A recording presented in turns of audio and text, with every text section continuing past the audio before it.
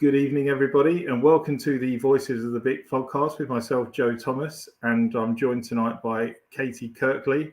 As you can see, a bit of a different lineup this evening, as Ben, Cam, and Mike are all away doing other things. So we said we'd jump on and treat you all to a podcast this evening. We're here to review the Leicester defeat at the weekend, the 2-0 defeat at the King Power Stadium. If you've got any comments, want to get involved, please, obviously, as we always say, put your comments in the chat, and we'll obviously try and answer any questions or anything that anybody's got throughout the show. Caity, how are you this evening? Yeah, I'm very good. It was lovely to see you on the weekend.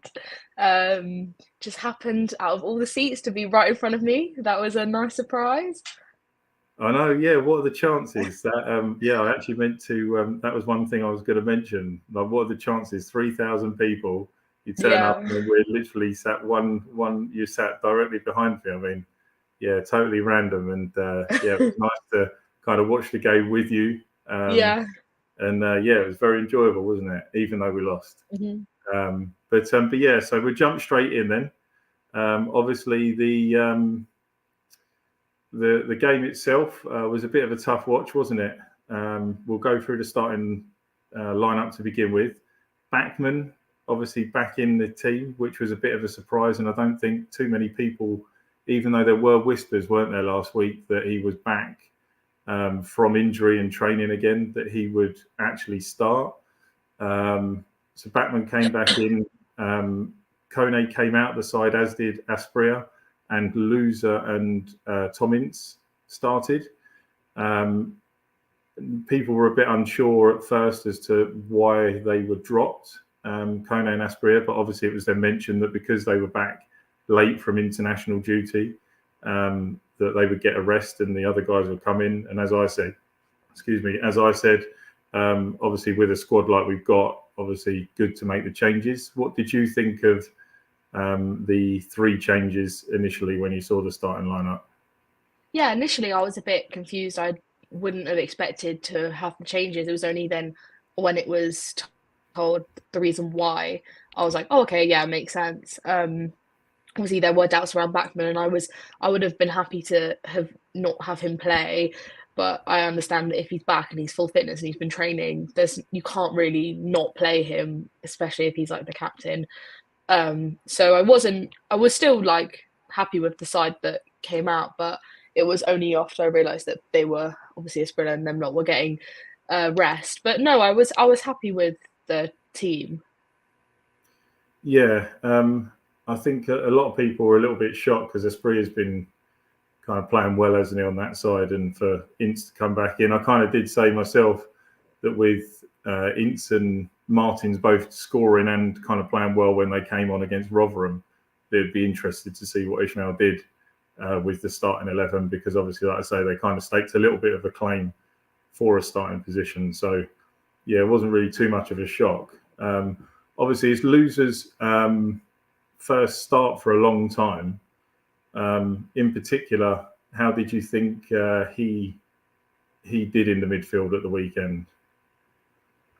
I was disappointed by him. I didn't think that he really added much, and our biggest issue on the weekend was our midfield. We could not bring the ball forward. We were always losing it.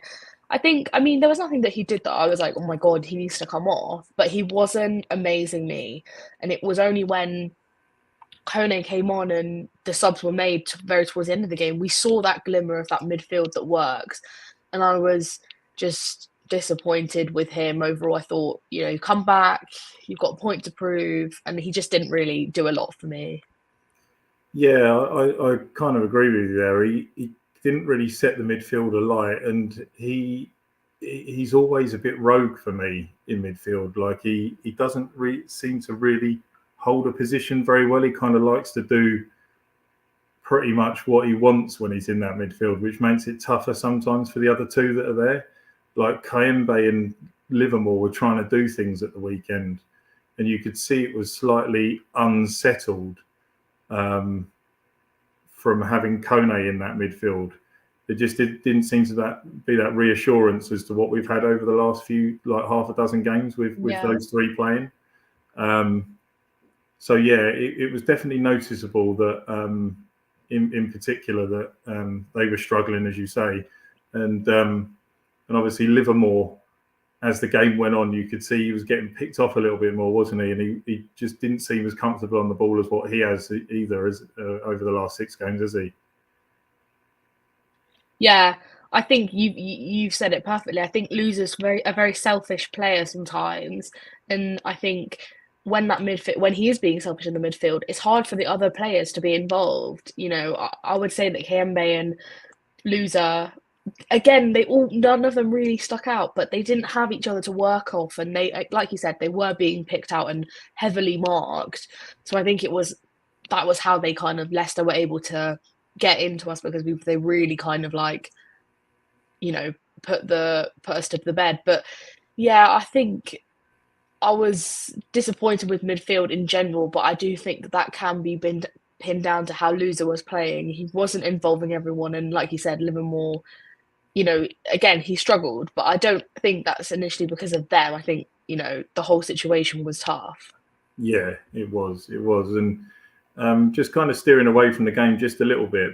There was talk last week. I read a few articles that were knocking around online about Loser obviously being our highest earner at the moment and not really playing. There's been a bit of talk that Watford will probably try and cash in a little bit, maybe in January for him. I think I heard someone say at the weekend that Udinese was a shout for him. I mean, would you be happy or sad to see him go? Well, there's people in the comments saying like, imagine that he's out in January, and I genuinely don't think I would be too upset if he left. I think we have got a midfield that works. I mean, we're still experimenting, but you know, Kone is really coming into his own. I think recently we've really seen a good midfielder in him.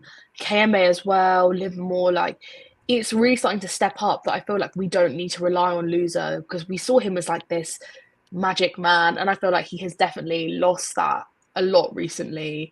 You know, when he does get that chance to play, he doesn't stick out. He doesn't make you think, oh, he doesn't say, I'm here, I want to play. He just kind of doesn't really do a lot. So I wouldn't be sad to see him go if we did cash in. I would rather get cash for him than have him just sitting around doing nothing. Yeah, of course. And just one of the comments there from Echoes there, he says Loser had an opportunity to show what he can do, didn't take the opportunity, wouldn't play him again even as a sub, get him on his way in January. And yeah, judging just by, like I say, a few things that I've seen over the last couple of days since the game, I don't think there'll be too many disappointed Watford fans, unfortunately, now with how the team is playing in that midfield three, that if he was to go. But yeah, so kind of moving on to the game itself, we didn't really have too many chances in the first half, but one that we did have, Rajovic, a great move, starting out on the left-hand side, I believe, and worked its way over to the right. Ball came in. We kind of all stood there ready to cheer, thinking that it would at least be a shot on target potentially, and he completely scuffed it, which was a big disappointment after his 2 goals against Rotherham. It was a bit disappointing, wasn't it? Yeah, overall, I was very disappointed with his performance. I thought you know, sometimes you can say, oh, he doesn't do a lot, but he scores, so we'll let him off because he's scoring goals. But that was definitely one of the games where he could not be let off, because he was doing nothing, and then when he was even given the chance, he wasn't scoring. So yeah, it was a bit of like a head in hands moment, and I was disappointed because I thought, you know, this is his type of goal to score. He should score, and he didn't. So it was disappointing. Yeah, it was. Well, as you say, he didn't really do a lot on Saturday. I thought the ball obviously wasn't really put in the box too much for him, like it was against the chance he had against Rotherham. He genuinely wasn't going to get anything anywhere near as clear cut as that against Leicester. But in terms of like movement, what he offered up front, he was very slow, very few touches, didn't knock the ball on, didn't really kind of yeah, it was just a bit of a standard away Rajovic performance, wasn't it? To be honest, and everyone was kind of willing something to happen, but it just wasn't going to get going for him, was it? Really, against Leicester.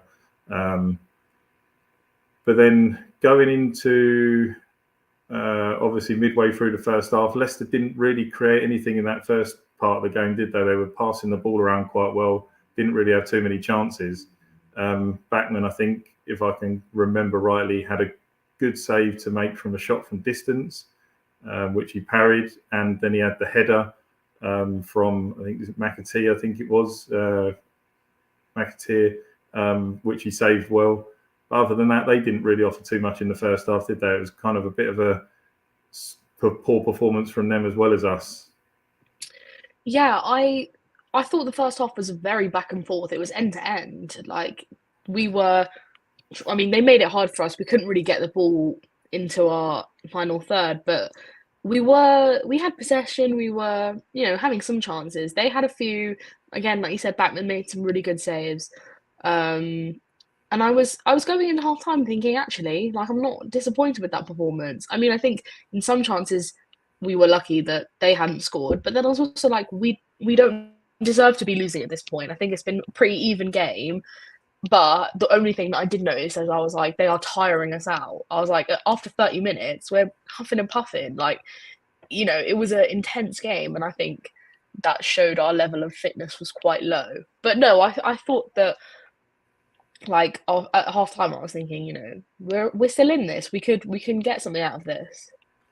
Yeah, I think I failed to mention as well, Hoot made a really good clearance, didn't he, from a ball that was put in the box, and there was an open goal. I think it was it for Iniacho waiting, and he managed to clear it, which was fantastic. I thought, for all that went on Saturday, I actually thought Hoot was really good at the weekend. I was really impressed by him.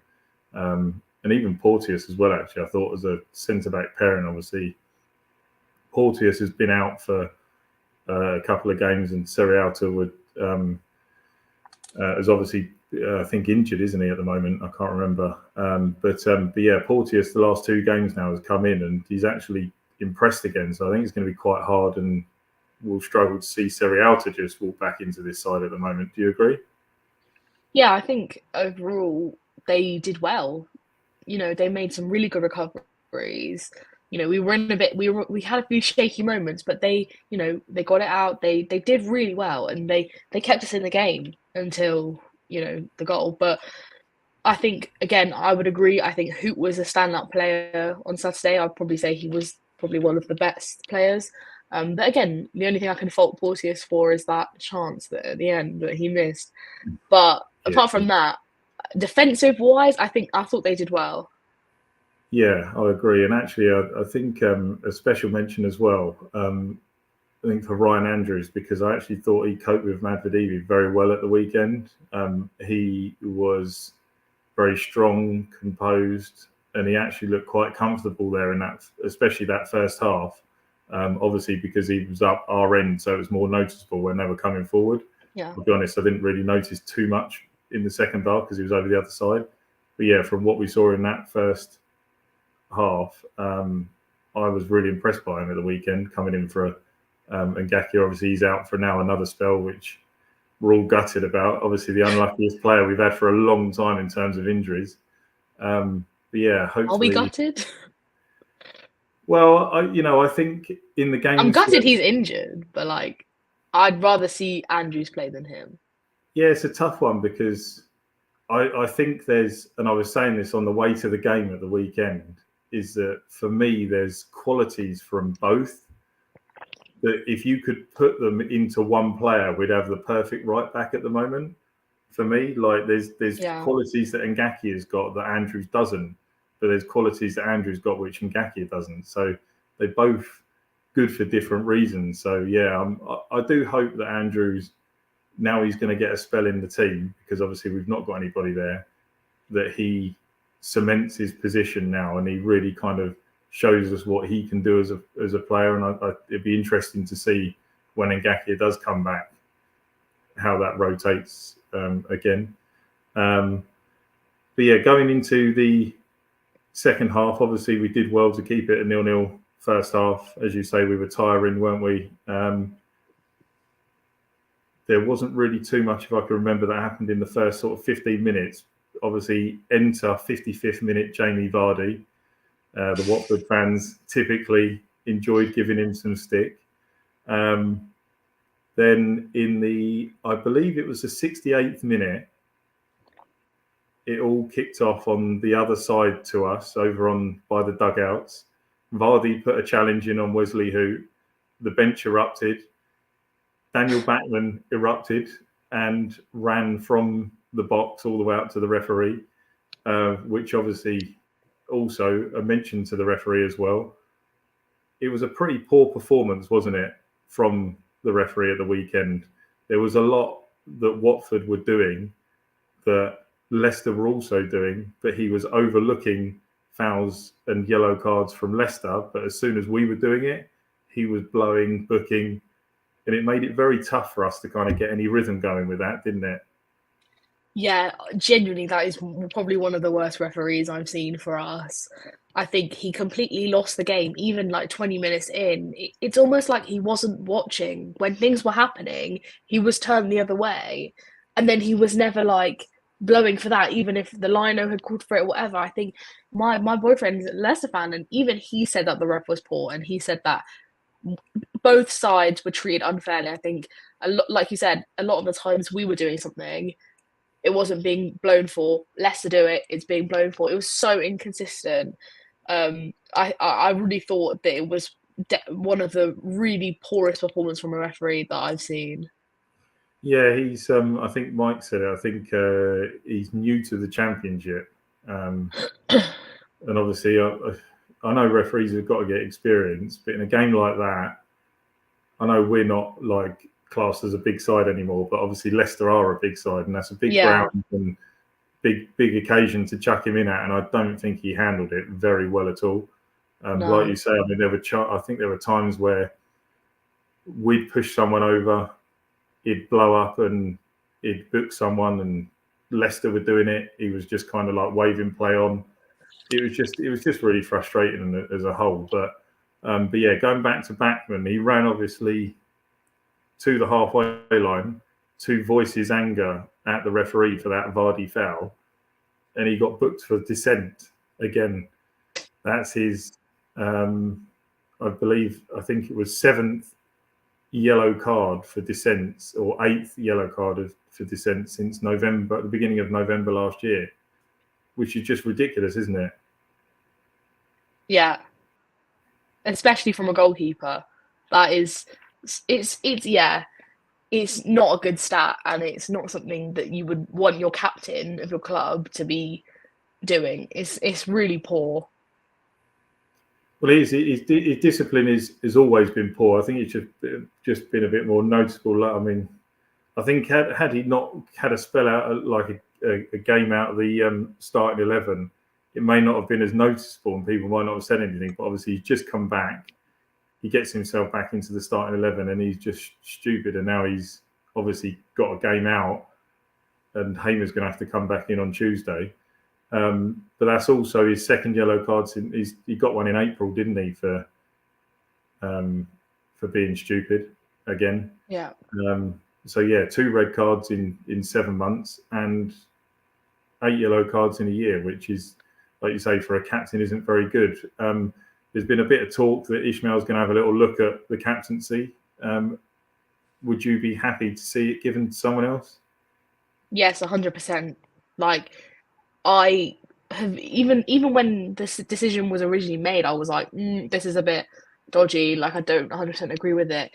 I think it's so hard to have a goalkeeper as your captain because, like you said, he's not in the field of play. So when stuff like the foul does happen, he has to run the length of the pitch to get involved. Whereas, like, if you have someone like Livermore, who he's always around, so he's able to already be there, I think Backman he can't control his temper.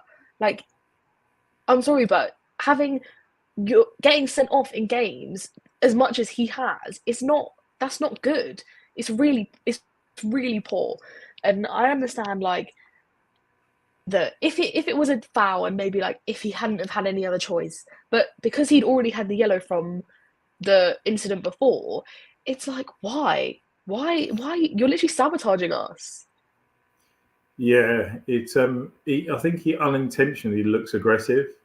Like, I think Yeah, he means well, but because he rushes at speed to get in the referee's face, obviously I know he's and the he's captain. shouty. He's quite Yeah, shouty. You hear it. he You is. hear him. Yeah. Well, I think a game that springs to mind was last season when we played Rotherham at home. I remember being at the front of the Rookery, and there was an incident with a player that we really didn't like that game. Shane Ferguson, I think he was the one that scored for Rotherham, and there was a big kind of scuffle down at the front, and obviously I would just happen to be in front of that almost. And Backman was really, really like getting in the referee's face, and Yeah. it was really visible then that you could see that he had a bit of a temper on him when he's on the football pitch. But yeah, I do agree. I think based on the last few games, I would potentially give it to Wesley Hoop, because I think he's looked good with the captaincy. He's been very vocal, and if you've seen on the pitch, he's done a lot of talking. But if not, him or Livermore for me, I think moving forward would be a good option, like you say. But yeah, so obviously from that, then going back to the officials, there was the throw-in that Leicester got out on the far side. I think it was a debate that it was actually a Leicester throw to begin with. Then Leicester quickly got the ball, and from what we saw, it looked like a blatant foul throw. Leicester then Literally, got... and no one's talking about this. Like no one, I haven't seen anybody mention this, and I was like, this happened. I was like, I can't believe it. Like, sorry, go on what you were saying. No, he literally, excuse me, like you say, he literally kind of threw it into the ground, didn't he? It just didn't really, it was just shocking because he kind of rushed it, didn't he? Yeah. But yeah, then Leicester we tried to win the ball back, and it then resulted in Leicester getting a free kick.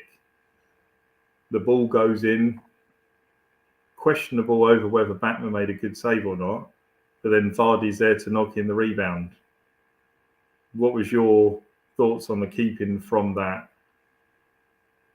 Yeah, I mean, he does well to stop it, but then people were saying that he should have like tipped it over instead of punching it back out because, all it takes is to fall to someone like Vardy and he's gonna put that away. I mean, like we've been saying, the lead up to the goal shouldn't have even happened. Not excusing saying that if that hadn't have happened, it would have been a completely different result. But the ref let them take all their stuff so quick. Like they were taking all of their free kicks, throw-ins super quick. Normally, in any other game, that would have been pulled back and said no, like you can't do that. So I think that was just another way that the referee just completely, they were taking it before the referee was even ready, and he just let it carry on. The lino says, yeah, foul throw. He just carried on and then gives a foul because we're trying to get the ball back because it's our ball. It was just a shambles, and I feel like the players might have already been annoyed from the decision making that they're not thinking completely straight. Yeah, I think there were 3 incidents where they took free kicks really quickly. The ball kind of was just put down Yeah, really quickly. They were off, and we weren't really set in any kind of yeah, position at that point because we weren't expecting it. And I'll be honest, I don't think I've seen that many quick free kicks in all season in all the games we've had, let alone no, in one game. So yeah, I do yeah, agree with you. But it was difficult for Batman, I think, to kind of tip it over. I do think he did the best he did. I think it was Kone that should have been marking for that opportunity. So I think he lost his marker there. And Vardy was never going to miss another open goal after no, that one he missed before. yeah, And then going into kind of the last...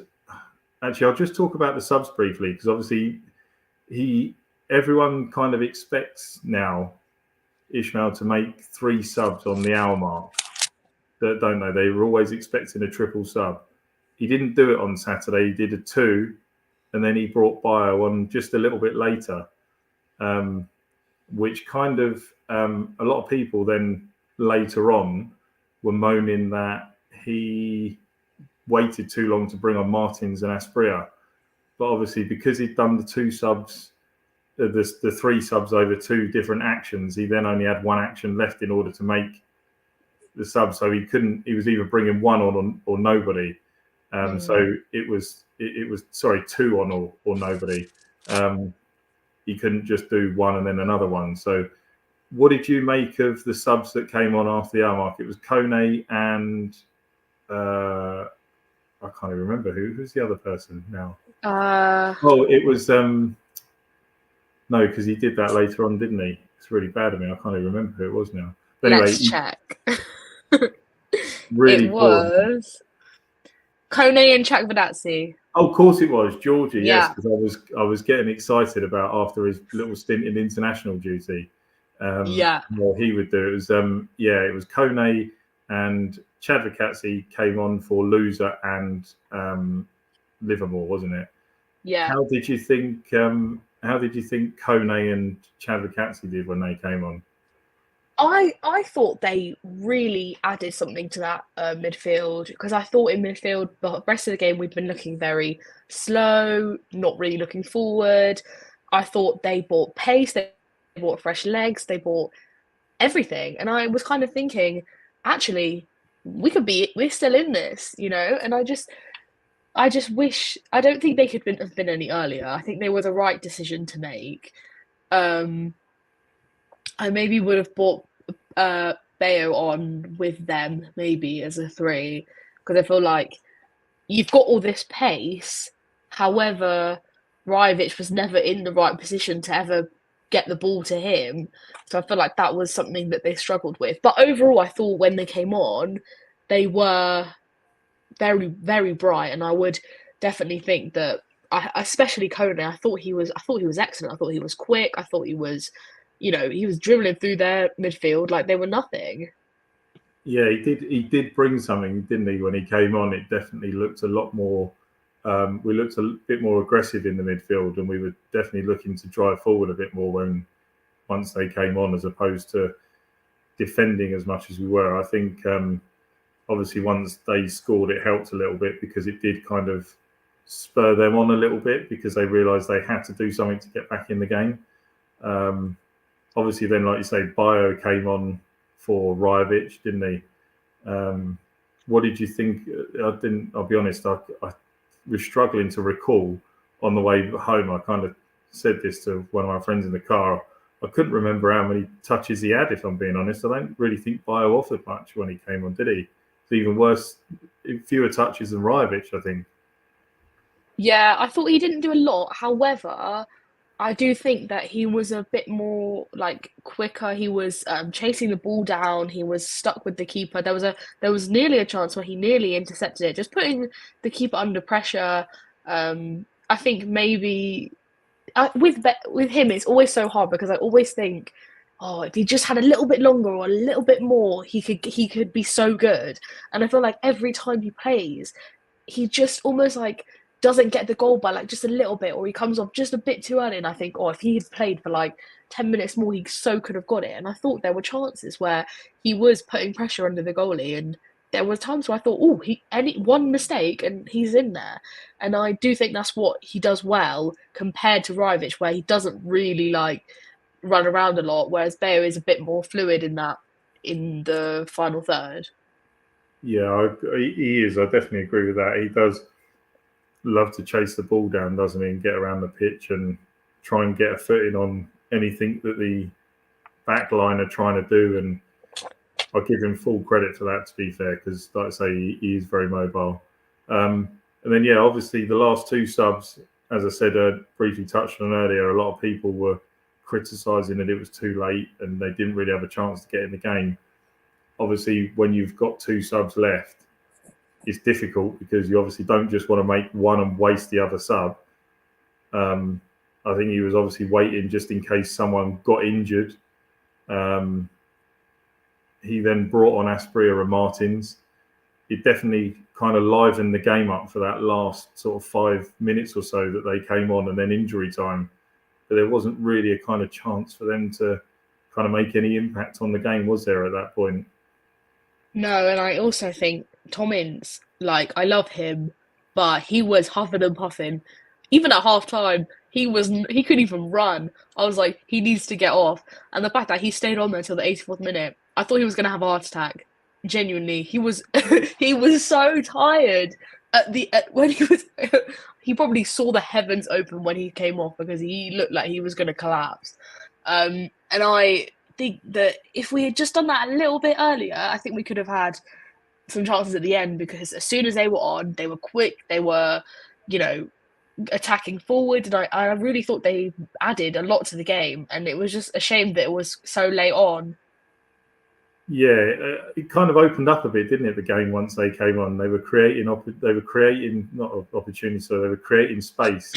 Like the defence was splitting a little bit when they came on. They were a little bit worried. I think it was a bit obviously it offered an injection of pace, and I think they were concerned potentially as to what we might bring in that last sort of 10 minutes or so, including the injury time. But yeah, as it was, as you mentioned earlier, we only had the one clear-cut opportunity in the second half, and that was Porteous.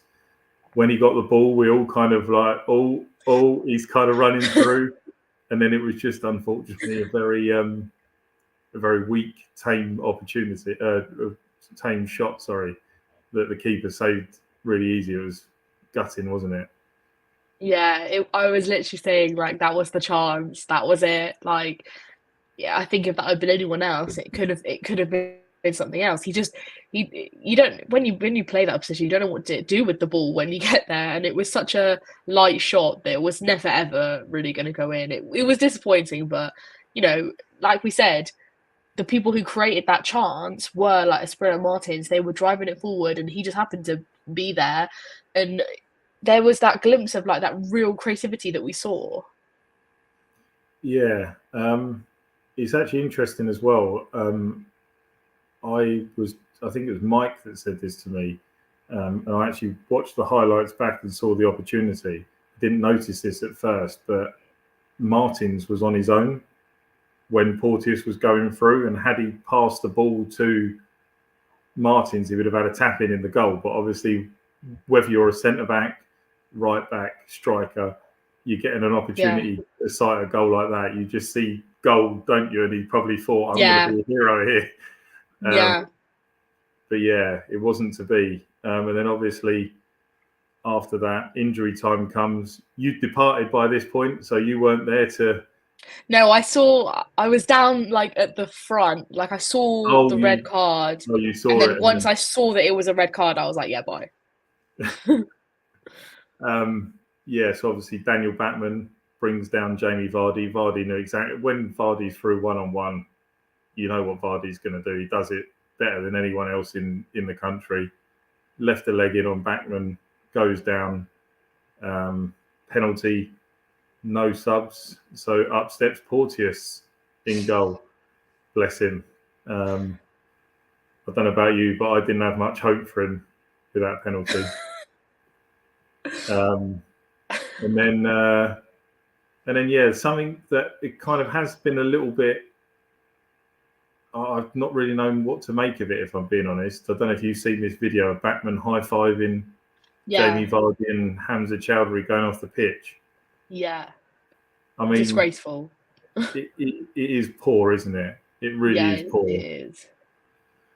I don't think I've ever seen anybody do that. I don't care what play you are, who you're mates with on a football pitch. You save it for when you get in the tunnel. Like, you've just been sent off. You've disgraced your fans in the way you've acted on the pitch. Just shouldn't be doing that, should you? And I think that's another reason kind of that underlines the fact that, I'm not being funny, if Wesley Hoot had been sent off at the weekend, he's not high-fiving whoever's put in on, is he, when he's coming off? He leaves it all in on the pitch, and he's not there to make friends. So I don't know why Backman is. But yeah, so all in all, I think to sum up the performance, I think we held our own for 75 minutes of the game until the goal. I think we defended well. But yeah, it just wasn't to be. We kind of weren't expecting much. I touched on the record at Leicester, knew we probably weren't going to get a result. Do you think it's going to have too much of an effect on tomorrow night's game? I really hope not. I think it's a good chance to put it right. Like, I don't think overall we played that badly. I think, again, Backman, individual errors, whatever, like, I don't think that we should have won on Saturday, but I also don't think that it was a performance to be disappointed with. You know, we're playing top of the league. Like, I really don't think that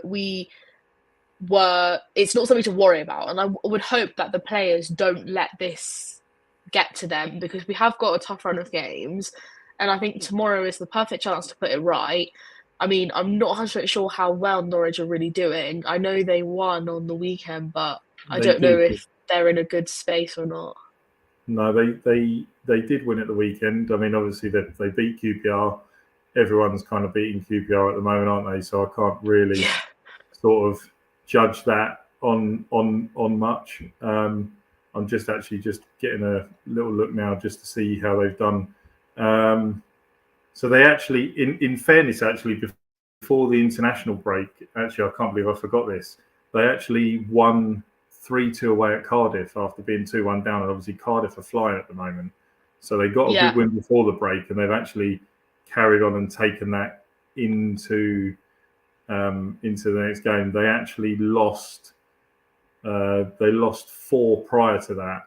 They lost at home to Leeds, at home to Middlesbrough, away at Sunderland, and at home to Blackburn. So all teams that have kind of been doing well. So yeah, it'll probably be an interesting game. I know Watford have won. Watford I can't remember how many it is now.